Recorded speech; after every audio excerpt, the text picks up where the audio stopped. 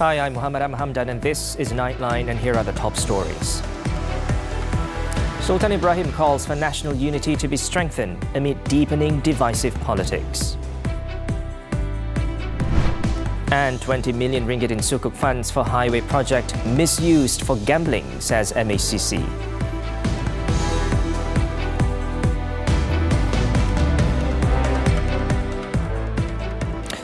Good morning. His Majesty Yang di-Pertuan Agong Sultan Ibrahim has reminded community leaders not to politicize sensitive issues, as doing so could lead to discord within unit society and threaten national stability. His Majesty warned that the emergence of more political parties or factions within parties would only further divide the people and fuel hatred among one another. Sultan Ibrahim, accompanied by Raja Permaisuri Agong Raja Zarif Sofia, arrived at Istana Negara on Monday morning for the investiture ceremony to present the 2025 federal awards, medals and honours conferred in conjunction with His Majesty's official birthday. Their Majesties were received upon arrival by Prime Minister Datuk Sri Anwar Ibrahim and his wife, Datuk Sri Dr. Wan Azizah Wan Ismail.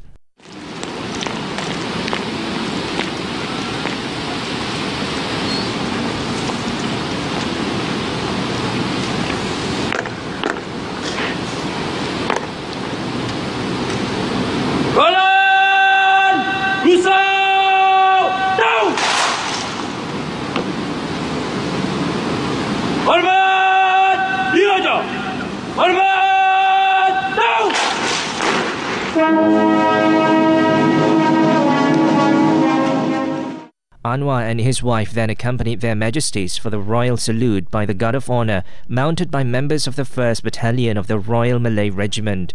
During the royal address at the investiture ceremony, Sultan Ibrahim also called upon all Malaysians to continue upholding strong and lasting unity as a meaningful gift to him. Saya pernah sebutkan dulu, ada satu virus yang akan melanda negara. Kita sekarang, kita nampak virus ini telah mula menular dan tidak boleh diubati. Awak fikirlah sendiri apa virusnya.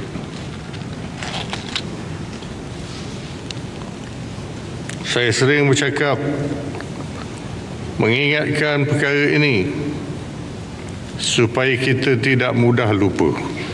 His Majesty also said he will embark on a royal tour across the federal territories to meet the people and distribute tithes to the poor and underprivileged. In his royal address, Sultan Ibrahim also stressed that civil servants must remain free from political influence, act with neutrality, and prioritize the interests of the people. The King said decisions made by civil servants must be guided by established rules and regulations and not dictated by any politicians. Kesetiaan bukan maksud menyembah, tetapi jujur dan amanah dalam memikul tugas dan tanggungjawab yang diberikan serta tidak mengkhianati negara dan amanah rakyat.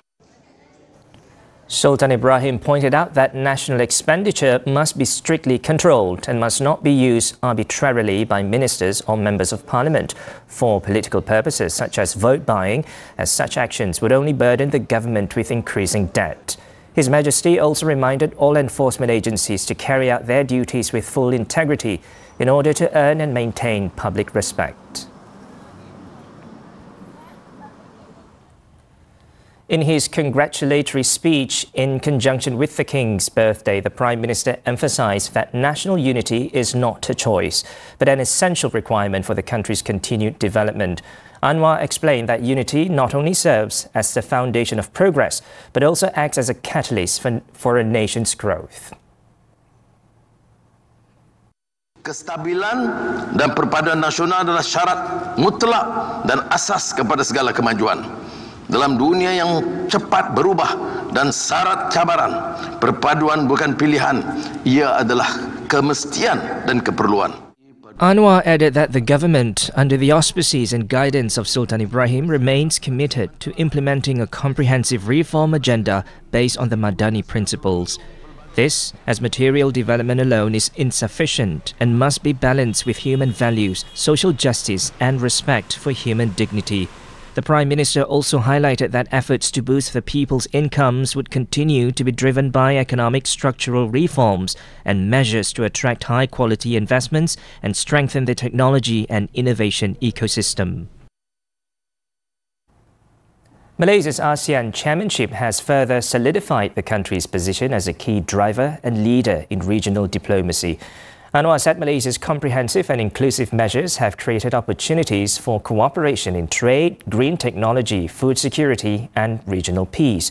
He said the country remains steadfast amid various global challenges, including geopolitical tensions and trade tariffs. Malaysia telah menjadi antara negara yang terawal dan tangkas bertindak melindungi kepentingan industri, perniagaan dan kebajikan rakyat. Langkah-langkah strategik telah diambil secara menyeluruh dan terangkum dengan penglibatan pelbagai pihak demi memastikan kestabilan ekonomi dan daya saing negara terus terpelihara. The Prime Minister described this year's ASEAN Summit as one of the most significant in its history, bringing together three major regions, the Gulf Cooperation Council or GCC, China and ASEAN, to ensure the continuity of progress and promote economic growth. He also expressed confidence that Visit Malaysia Year 2026 will act as a catalyst for economic activity and generate more job opportunities.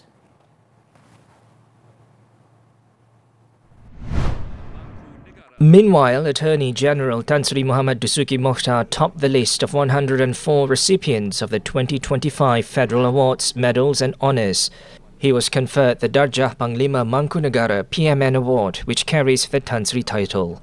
Also receiving the PMN was Armed Forces Chief General Tan Sri Muhammad Nizam Jaafar.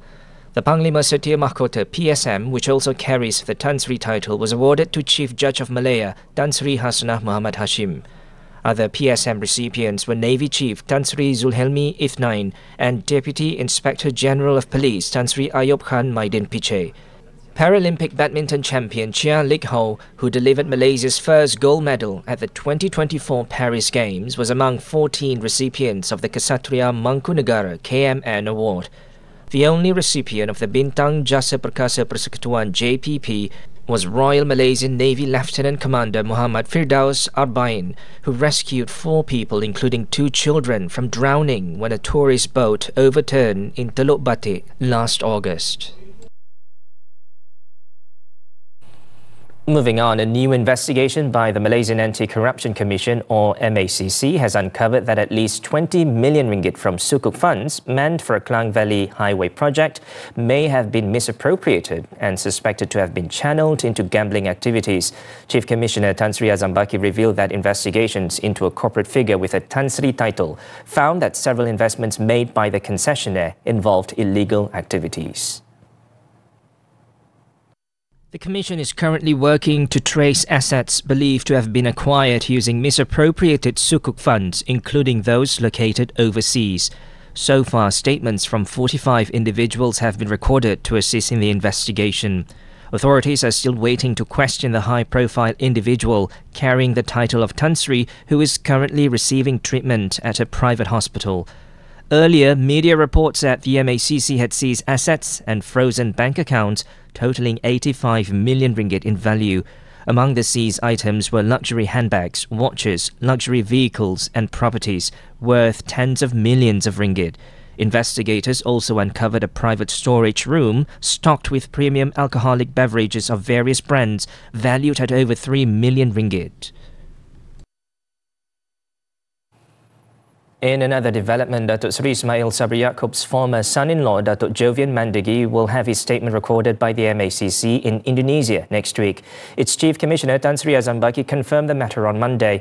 It is understood that the MACC has arranged for the 39-year-old fashion designer's statement to be taken over 2 days at a designated location in Jakarta. Jovian moved back to Indonesia after his fashion business in Malaysia closed down last year. Previously, it was reported that the MACC had yet to record his statement in connection with its investigation into asset ownership linked to the former Prime Minister. Prior to this, the Borough Member of Parliament had made several appearances at the MACC headquarters in connection with investigations into corruption and money laundering.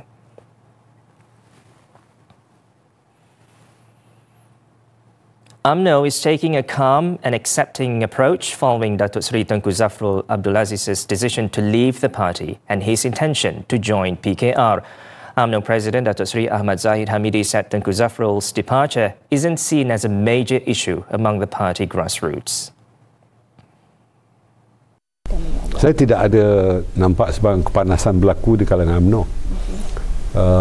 Kebanyakan akar umbi menyatakan eloklah keluar kalau tidak ada ketaksetiaan di dalam parti, dan kita jangan ganggu dia kerana beliau sedang melakukan ibadah haji. Diharap dapat hidayah yang baru. Mudah-mudahan ketenangan itu akan menyelubungi minda beliau.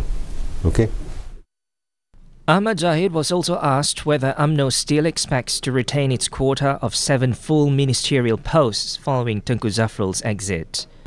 Hak mutlak pelantikan menteri ini adalah kepada Perdana Menteri, dan dalam perkara ini elok kita adakan perbincangan secara dalaman lah, ya, supaya tidak timbul interpretasi yang pelbagai dalam perkara ini. Okey.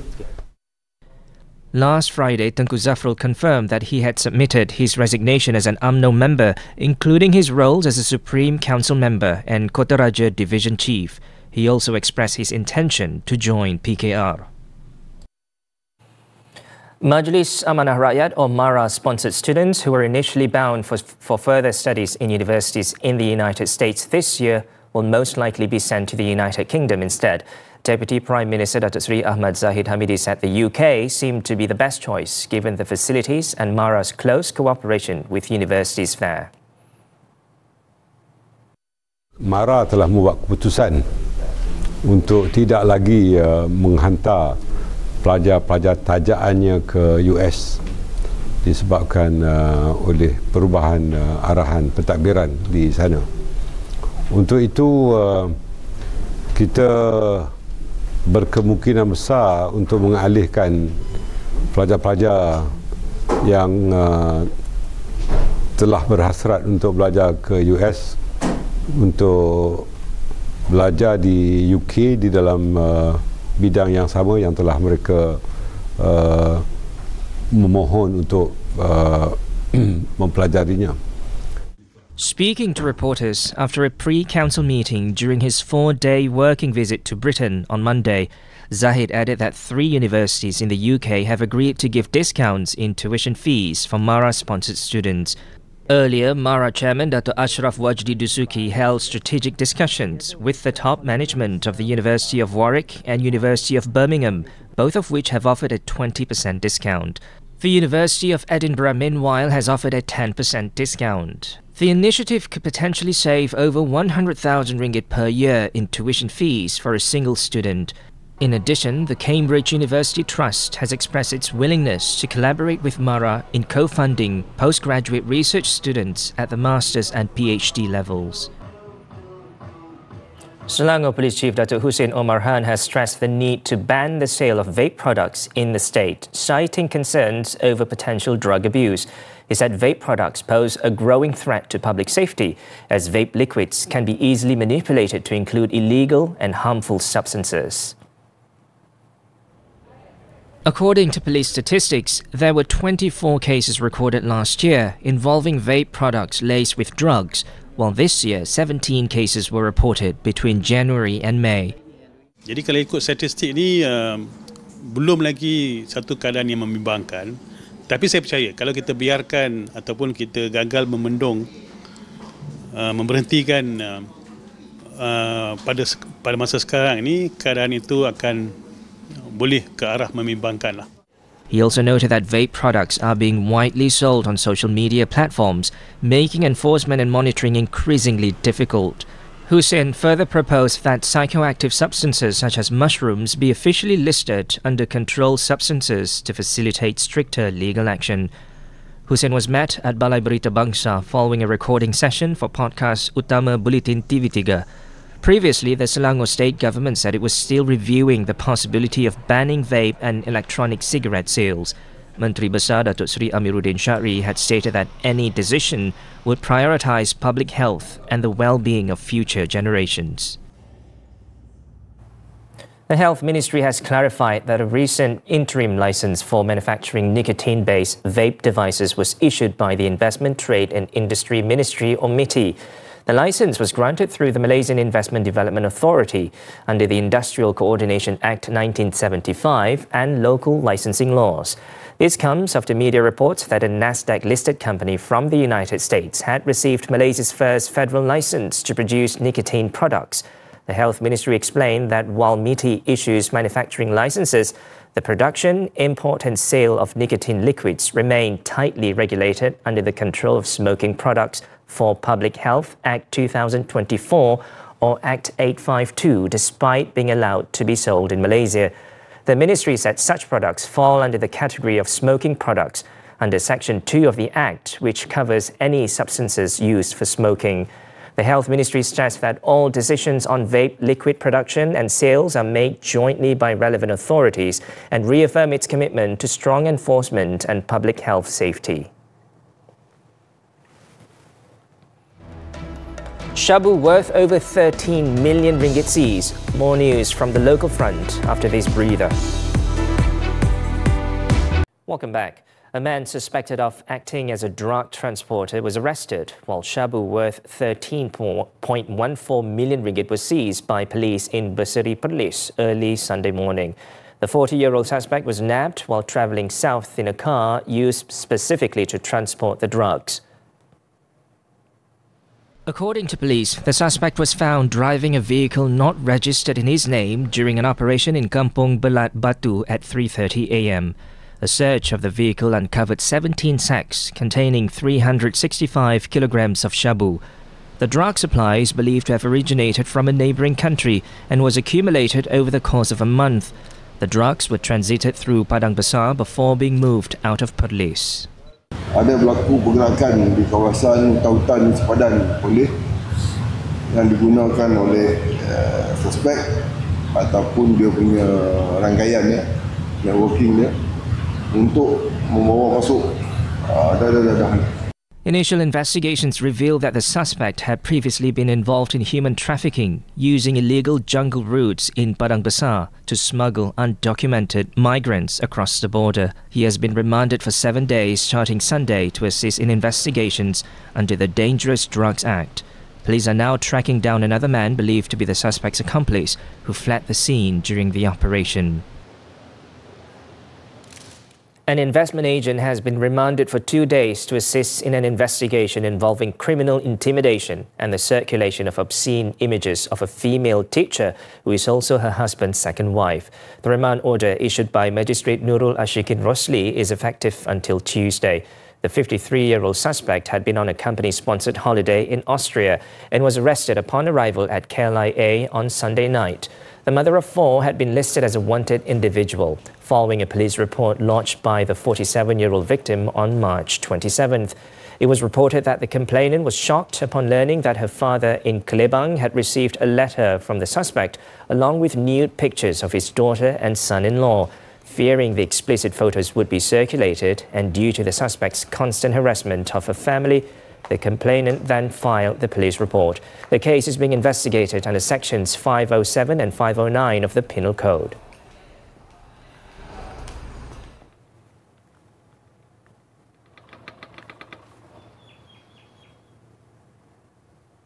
In Kelantan, a road accident in Machang on Sunday night left 1 man dead and 13 others injured after a pickup truck lost control before veering into oncoming traffic. The collision occurred in Kampung Bangul Judah, involving the pickup and 2 cars travelling in the opposite direction. Machang District Police Chief Superintendent Ahmad Shafiqi Hussein said the truck carrying 5 individuals was heading towards Pasir Puteh when it was believed to have skidded and crashed into a car carrying 6 people. The driver of that car died at the scene. Moments later, a second approaching car with 3 passengers failed to avoid the wreckage and crashed into the first car.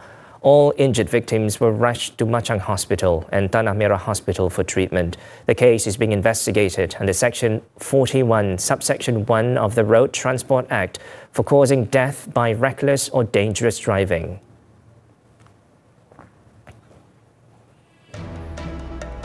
More than 30 killed as floods devastate India. The details when Nightline returns. Welcome back. Onto the foreign front. Zionist forces have killed at least 51 people across Gaza in the past 24 hours and destroyed a major dialysis facility for kidney patients in the area. In the latest attack on Monday, at least 3 people were killed and 35 others wounded at a US-backed aid site in Rafah, the same location where at least 31 people were killed in an attack the previous day. In a separate attack, 4 Palestinians were killed after Zionist forces attacked a tent in southern Gaza's Al-Mawasi area near Khan Yunis. 14 people were also killed in an Israeli attack on a home in northern Gaza's Jabalia al-Balad area. Earlier, the Zionist regime destroyed the Noura al-Kabi dialysis hospital, the only facility for dialysis patients in northern Gaza, which served more than 160 people and had been renovated and reopened just weeks ago.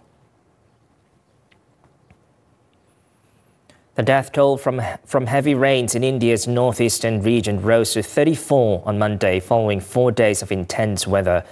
More than 1,000 tourists trapped in the state of Sikkim were being evacuated on Monday, and army rescue teams were pressed into service in Meghalaya state to rescue more than 500 people stranded in flooded areas. Roads and houses in Silchar city, Assam, were flooded with fallen trees blocking several streets. In neighbouring Bangladesh, at least 4 people were killed in a landslide in the northeastern district of Sylhet. Authorities have warned of further landslides and flash floods, urging residents in vulnerable areas to remain alert. Poland's National Electoral Commission has declared nationalist Karol Nawrocki the winner of the presidential election. With all votes counted, the Commission said on Monday that Nawrocki, a staunch conservative backed by the opposition, had won 50.89% of votes in a tight runoff race against Liberal Warsaw Mayor Rafał Trzaskowski, who took 49.11%. Nawrocki will succeed Andrzej Duda, whose second and final term ends on August 6th. As Poland's new president, Nawrocki is likely to use his presidential veto power to block Polish Prime Minister Donald Tusk's pro-EU program. The results followed a tense evening as both candidates had claimed victory when an exit poll indicated they were neck and neck.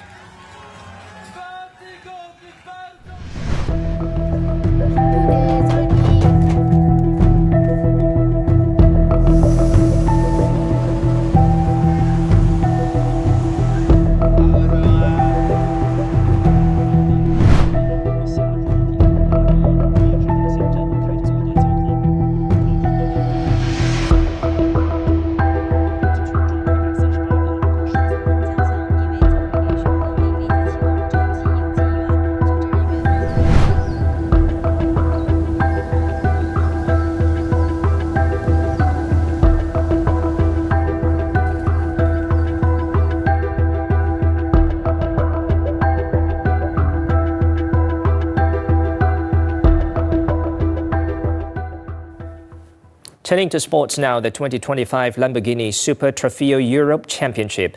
Another great milestone for Malaysia's motorsport scene as national rising star Putra Adam Halim Muazzam made history on Sunday by becoming the first Malaysian to secure a podium finish in the championship race in Italy. 19-year-old Putra Adam and his French teammate Paul Levey, racing for the VSR team, triumphed in race 2 of the pro category at Autodromo Nazionale Monza.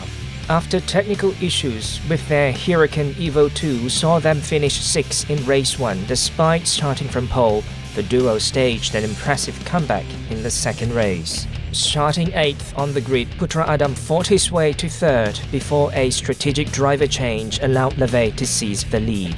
Levey overtook Lippert Motorsports' Carla Bergman and maintained strong pace to finish first with a time of 48 minutes 45.387 seconds. The duo now sit 5th in the overall standings with 26 points and will resume their campaign in round 3 at Spa-Francorchamps, Belgium from June 26 to 28. Moving on to F1 now, the 2025 Spanish Grand Prix Championship leader Oscar Piastri showed calm and control on Sunday to beat teammate Lando Norris, leading McLaren to their first win at the Circuit de Barcelona-Catalunya since 2005 with a resounding 1-2 finish. The 24-year-old Australian crossed the line 2.4 seconds ahead of Norris, extending his lead in the Drivers' Championship to 186 points, 10 clear of the Briton. Ferrari's Charles Leclerc completed the podium in a race that left the drama to the end with a late safety car deployment. Red Bull's Max Verstappen, running a 3-stop strategy, lost 3rd place in the final laps and later received a 10-second penalty for colliding with Mercedes' George Russell, who finished 4th. The 4-time champion dropped to 10th and was also handed 3 penalty points, bringing his 12-month total to 11, just 1 short of a race ban. Nico Hülkenberg, who started 15th on the grid, was a surprise 5th for Sauber, ahead of 7-time champion Lewis Hamilton of Ferrari. The win marks Piastri's 5th in 9 races and McLaren's 7th of the season. And lastly, on to tennis, the 2025 Roland Garros Open. Defending champion Carlos Alcaraz overcame a battle in the mind to reach the French Open quarterfinals after an entertaining 4-set win over American Ben Shelton. The 22-year-old Spaniard produced his best performance of the tournament so far to claim a 7-6, 6-3, 4-6, 6-4 victory on court Philippe Chatrier. After 3 hours and 19 minutes of high-class action, a thumping forehand down the line sealed Alcaraz's 100th clay court win on the ATP Tour. The second seed will face another American, Tommy Paul, in the last 8 after the 12th seed beat Australia's Alexei Popyrin in straight sets. In the women's category, defending champion Iga Świątek survived a first-set scare to battle past Elina Rybakina, setting up a last 8 encounter with Ukrainian Elina Svitolina. Trailing 1-6 love 2, Świątek wrested control of what appeared a hopeless situation, completing a 1-6, 6-3, 7-5 win over the Kazakhstani in 2.5 hours of riveting big stage action.